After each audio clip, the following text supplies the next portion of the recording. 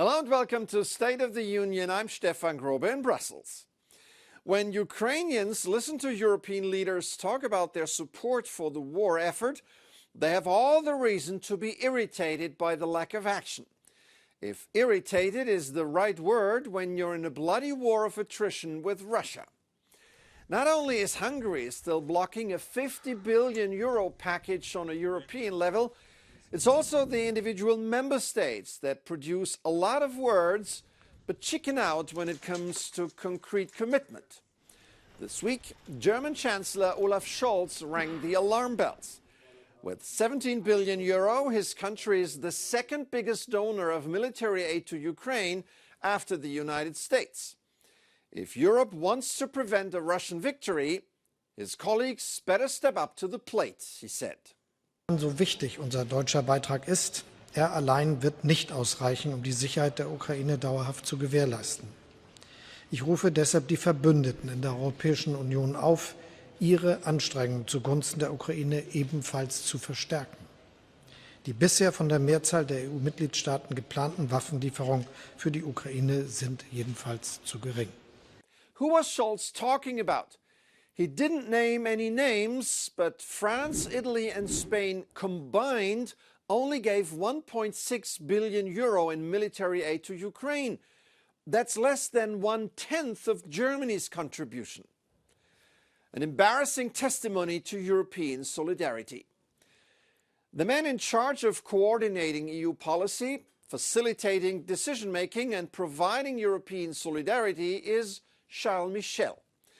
As President of the European Council, representing the national governments, his job is to set the agenda, find compromise and unblock stalemates.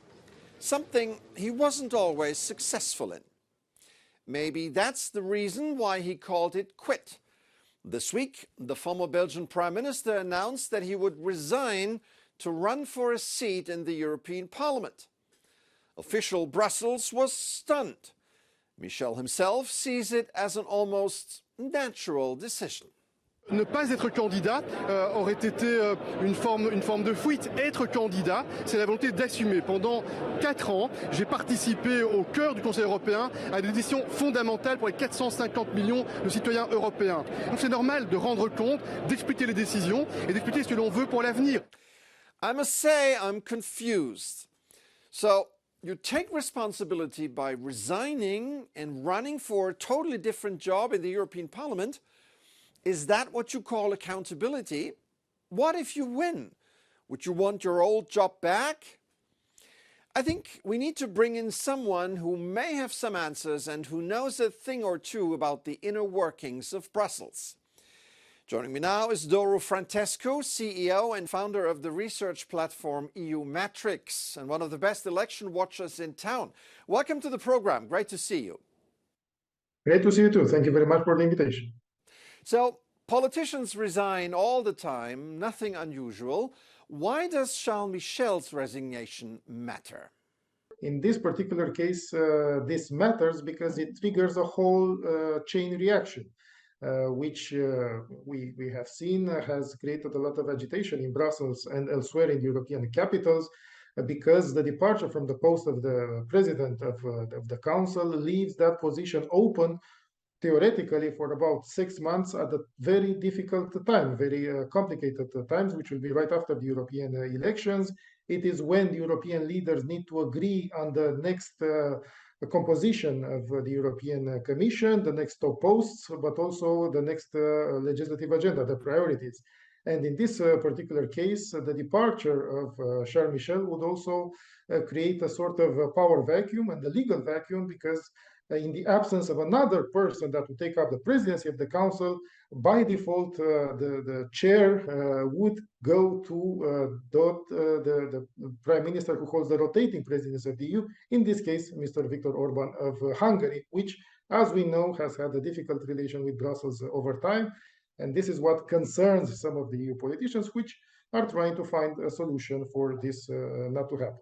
Michel would be the first EU Council President to resign in order to run for Parliament. Doesn't that sound an odd signal about the importance of his job? Well, in a way, yes, but not necessarily. I think the decision to run for the position in the parliament may also come as some sort of understanding that it would have been difficult for him to stay longer as president of the council anyway in the next mandate. He would have anyways have to have his job put on the table for a potential re-election this summer, when all of the positions of power in the EU institutions will be renegotiated by the political families and by the European government. So it was not certain anyways, or far from certain actually, that Charles Michel will stay on as president of the council. All right, a lot of stuff to digest here. Doru Francesco, CEO and founder of EU Matrix. Thanks for your insights and for coming on the show today. Thank you very much. Anytime. Of course, we will cover the European elections big time, and we will keep an eye on Charles Michel as well, hoping that his transfer to the parliament will not be a trip into the political cold. Speaking of cold, you think you've had enough of winter temperatures this week? Well, think again. These are pictures of the widest waterfall in Estonia on the Jägala River, about 50 meters large and 8 meters high.